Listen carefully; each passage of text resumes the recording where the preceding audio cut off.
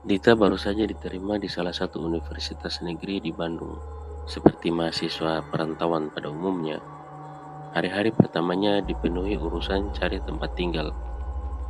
Dia ingin tempat yang murah, dekat kampus tapi juga nyaman. Gampang pikirnya. Nyatanya tidak. Dari 5 kos yang dia datangi, semuanya penuh. Beberapa bahkan belum sempat ia lihat kamarnya, langsung ditolak karena sudah di-booking jauh-jauh hari. Hari sudah mulai gelap ketika ia sampai di sebuah gang sempit tak jauh dari belakang kampus. Di sanalah dia menemukan sebuah rumah kos sederhana.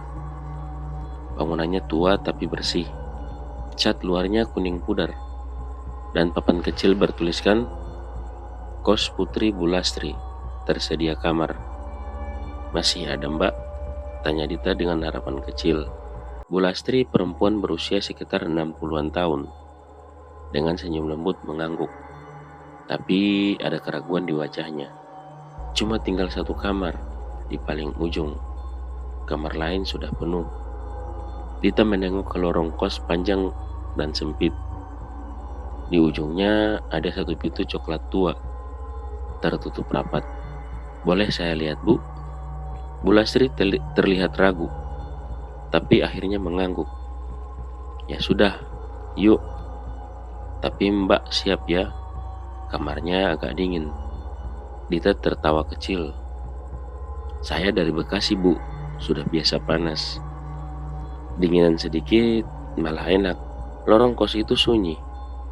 Hanya ada suara detak jam dinding dari ruang tamu dan cicitan tikus kecil di langit-langit.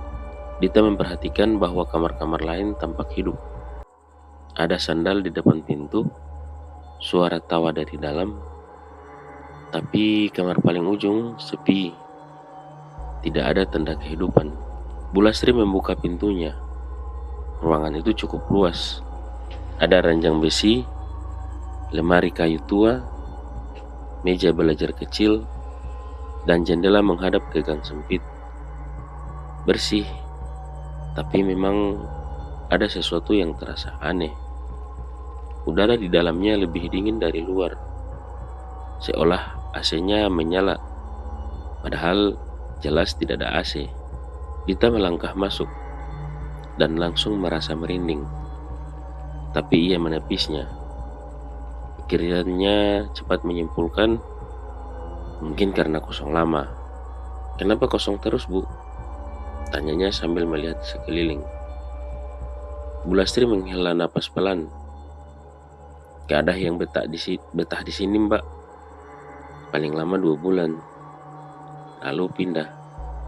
Katanya ngerasa gak enak aja. Serius? Dita tertawa setengah gugup.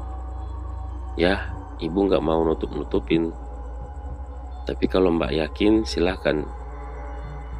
Yang penting jangan lupa sholat dan jangan lupa permisi kalau baru masuk. Permisi? Dita mengangguk pelan. Iya bu, saya ambil kamarnya. Sore itu Dita resmi pindah ke kos tersebut. Dia membawa koper, satu tas punggung, dan setumpuk harapan soal hidup baru di kota baru. Teman-teman kosnya tampak ramah, meski ada satu hal yang mengusik. Setiap ia menyebut soal kamar paling ujung, reaksi mereka seragam hening, lalu senyum canggung. Serem dit, kata Rina, kamar nomor 2 pelan. Serem kenapa? Dita tertawa. Kadang-kadang ada yang dengar suara orang mandi tengah malam, padahal kamarnya kosong. Dulu sih, gitu katanya. Dita menelan ludah, lalu tertawa paksa. Wah, horor ya. Tapi tenang, saya orangnya rasional. Malam pertama semuanya baik-baik saja. Dita tidur cepat karena lelah. Tapi tengah malam, ia terbangun bukan karena mimpi buruk, tapi karena mendengar air keran mengalir. Terdengar jelas dari kamar mandi kecil di dalam kamarnya. Ia yakin benar, Tadi kerannya sudah ia tutup. Pelan-pelan ia bangun, berjalan dengan langkah pelan dan membuka pintu kamar mandi. Keran wastafel mengalir pelan, tapi yang membuat jantung Dita nyaris berhenti adalah ada bayangan kaki di depan cermin. Tapi saat menyenter ke arah cermin, tidak ada siapa-siapa. Dan cermin itu ada embun, seolah baru saja berdiri di depannya sangat dekat. Dita menutup heran, berbalik cepat, dan menatap kamar yang gelap. Dia tidak bisa tidur lagi malam itu. Paginya ia hanya berkata, "Mungkin tadi sore aku lupa nutup rapat keran." Tapi jauh di dalam hati, dia tahu dia tidak lupa. Sudah 3 hari Dita menempati kamar itu. Siang hari biasa saja. Ia kuliah seperti biasa, mulai mengenal lingkungan kampus, nongkrong dengan teman-teman kos, tapi setiap malam kamar itu seperti berubah wujud. Udaranya sangat pengap, berat, dan hawa dingin menyeruak dari arah lemari tua yang menempel di dinding. Bahkan suara sekecil nyamuk pun seakan menggema di dalam ruangan. Malam kedua, Dita kembali terbangun. Kali ini bukan karena suara air, tapi karena ada suara orang mengetuk pintu 3 kali. Pelan, seperti tidak ingin membangunkan seluruh kos. Ia menunggu. Mungkin itu Rina atau teman kos lain. Tapi aneh, mereka biasanya akan memanggil namanya. Dita duduk di ranjang, menahan napas. Suara ketukan itu tidak datang lagi. Ia bangkit berjalan ke pintu dan membukanya perlahan. Lorong itu kosong, sunyi, bahkan jam dinding di ruang tengah tak terdengar berdetak. Dia tak memejamkan mata, mencoba menenangkan diri.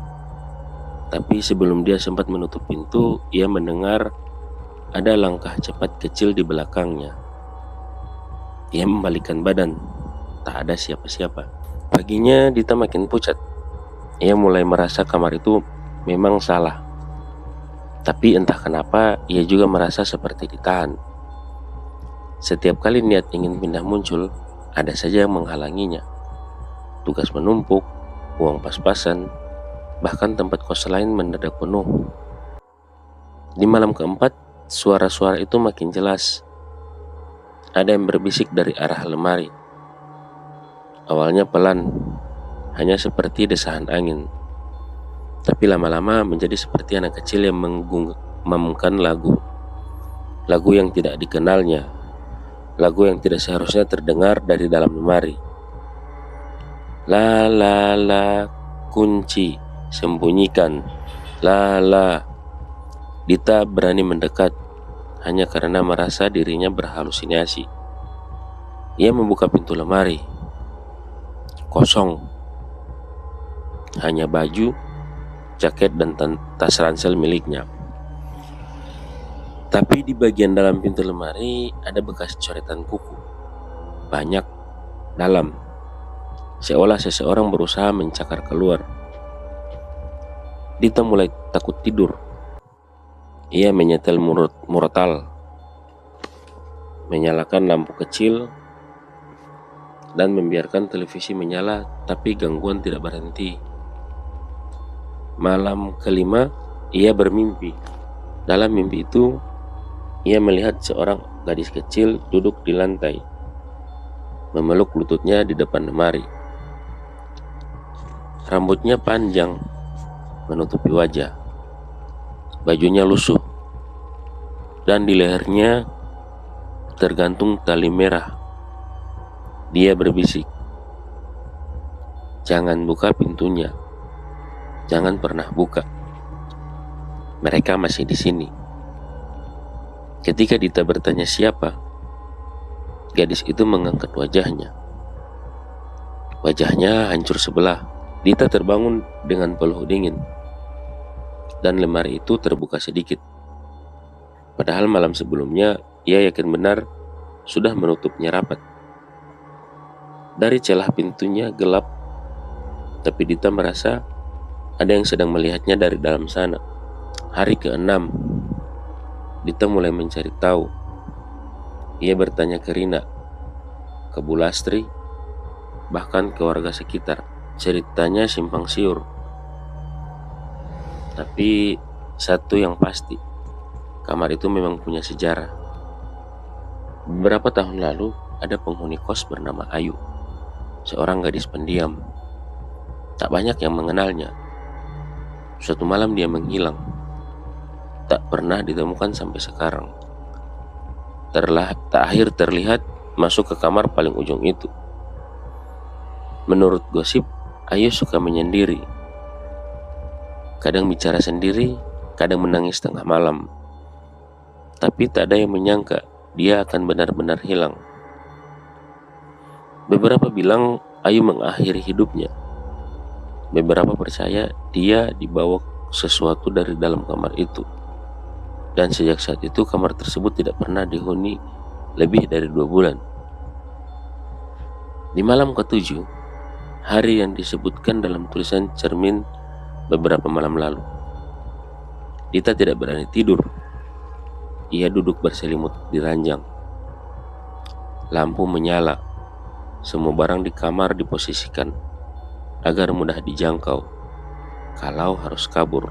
Tiba-tiba lemari itu bergoyang pelan, seperti ada yang mendorongnya dari dalam.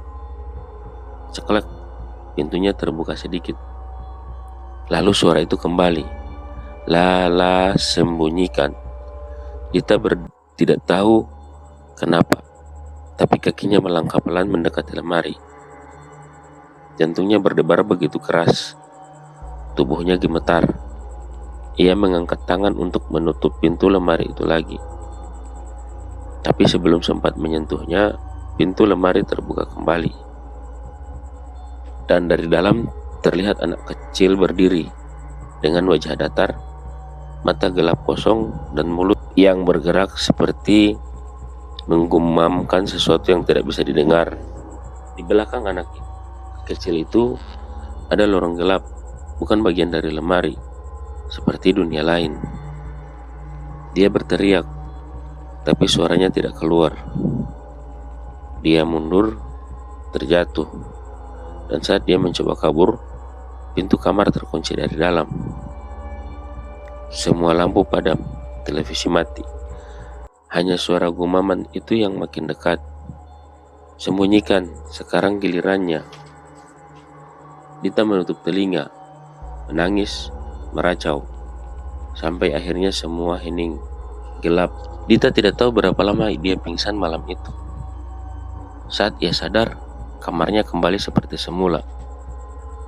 Lemari tertutup, lampu menyala, pintu tidak terkunci. Tapi semuanya terasa berbeda. Waktu di jam dinding menunjukkan pukul 6.06. Matahari belum menembus jendela, tapi ayam tetangga sudah berkokok. Dita langsung berlari keluar kamar. Wajahnya pucat, rambut aut-autan, dan napasnya masih tercekat. Teman-temannya yang melihatnya di pagi itu langsung menghampiri. "Dit, kamu kenapa?" "Astaga, kamu kenapa? Bajumu kotor gitu," tanya Rina panik. Dita hanya bisa bilang satu kalimat. Di dalam lemari itu ada lorong. Semua yang mendengarnya saling pandang, bingung sekaligus takut. Tapi Bu Lastri yang tiba-tiba datang dengan ekspresi yang berbeda dari biasanya, hanya menarik napas panjang dan berkata, "Akhirnya kamu lihat juga ya." Hari itu Dita tidak kuliah. Ia duduk bersama Bu Lastri di ruang tamu kos yang sepi, hanya ditemani segelas teh manis yang sudah dingin. Bu Lastri mulai bercerita, suaranya pelan tapi tegas. 20 tahun lalu, rumah kos ini adalah rumah tinggal keluarganya. Ia, suami, dan 2 anak suaminya bekerja sebagai mandor proyek, dan mereka hidup sederhana. Tapi suatu hari anak bungsunya Ayu menghilang tanpa jejak. Ia terakhir terlihat bermain petak umpet sendiri. Dia suka sembunyi di dalam lemari itu. Dulu lemari itu milik nenek saya, diwariskan turun-temurun. Tapi setelah Ayu hilang, kami dengar suara anak kecil dari dalam lemari, sama seperti yang kau dengar. Dita mendengarkan dengan jantung seperti akan meledak. Polisi nggak pernah menemu jejak, tapi malam-malam setelahnya, saya sering mimpi Ayu berdiri di lorong gelap, meminta saya jangan buka pintu lemari lagi. Sejak saat itu, Bu Lastri memutuskan untuk tidak memakai kamar itu. Tapi setiap beberapa tahun, ada orang yang terpaksa menempatinya. Dan hampir semuanya mengalami gangguan. Satu di antaranya pernah menghilang dan tidak pernah kembali. Orang bilang, aku gila karena tetap menyewakan kos ini, kata Bu Lastri lirih. Tapi aku gak punya pilihan lain. Aku juga pingin tahu apakah yang bisa bantu Ayu keluar. Dita mencoba kuat. Ia memutuskan untuk tidak pindah, setidaknya sampai tahu lebih jauh. Selama beberapa hari dia mencari informasi soal benda-benda tua, khususnya lemari tua seperti milik Bu Lastri. Ia bahkan mendatangi seorang ustadz yang biasa mengurus gangguan gaib di kampung seberang. Ustadz itu hanya berkata, kalau itu benar lorong, berarti tempatnya bukan lagi di dunia kita. Dan lorong seperti itu hanya terbuka jika ada pembuka. Apa pembukanya? Tanya Dita. Ustadz hanya menggeleng. Tiap lorong berbeda, tapi biasanya korbannya adalah pembukanya sendiri. Malam itu Dita memutuskan untuk kembali menatap lemari itu. Kali ini ia menyiapkan kamera ponsel, menyetel doa-doa dan menyalakan lilin putih. Ia berdiri di depan lemari menatapnya lama. Lalu ia berkata, Ayu, kalau kamu ada di dalam, aku mau bantu. Tapi jangan tarik aku. Tolong. Tak lama kemudian lemari itu kembali terbuka pelan. Tidak seperti malam sebelumnya. Lorongnya lebih jelas. Kabut tipis menyelimuti bagian dalamnya. Dindingnya seperti akar pohon dan kain lusuh yang menggantung. Dan dari kejauhan terdengar tangisan anak kecil. Dita memberanikan diri menyorot kamera ke dalam. Tapi layarnya gelap, tidak menangkap apapun. Bahkan lemari itu sendiri. Seolah teknologi tidak bisa menembus batas itu. Tiba-tiba suara pelan terdengar dari dalam. Ikuti aku. Dan sesosok bayangan muncul di ujung lorong. Gadis kecil dengan baju putih lusuh. Rambut panjang menutupi wajahnya. Tapi kali ini Dita tidak lari. Dia melangkah satu kaki masuk. Dingin. Tanahnya lembab. Tapi terasa seperti mimpi. Dita mendekat perlahan.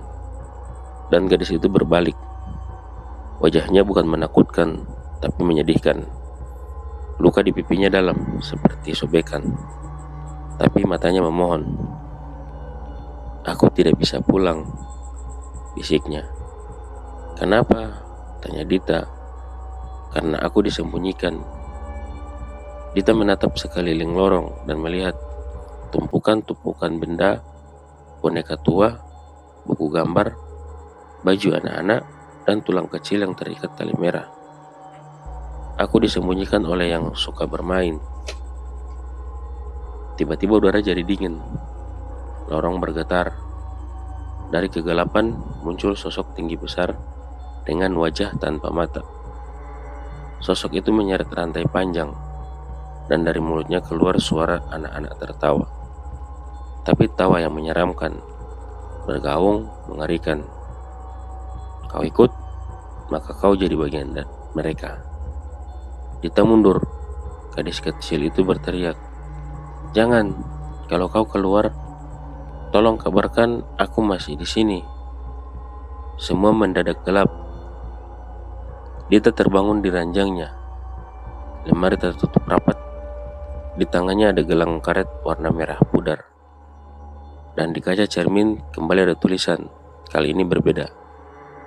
Terima kasih, sekarang aku bisa bicara. Setelah malam itu, gangguan di kamar berhenti. Dita tetap tinggal di kamar itu, tapi tidak pernah lagi membuka lemari. Ia menyimpan gelang merah itu di laci meja sebagai pengingat. Kamar itu kini hanya terasa sepi, tapi bukan lagi menyeramkan. Dan tiap malam, kadang Dita mendengar suara lagu dari kejauhan. La, la, la, kunci sembunyikan. Tapi kali ini tidak lagi membuatnya takut.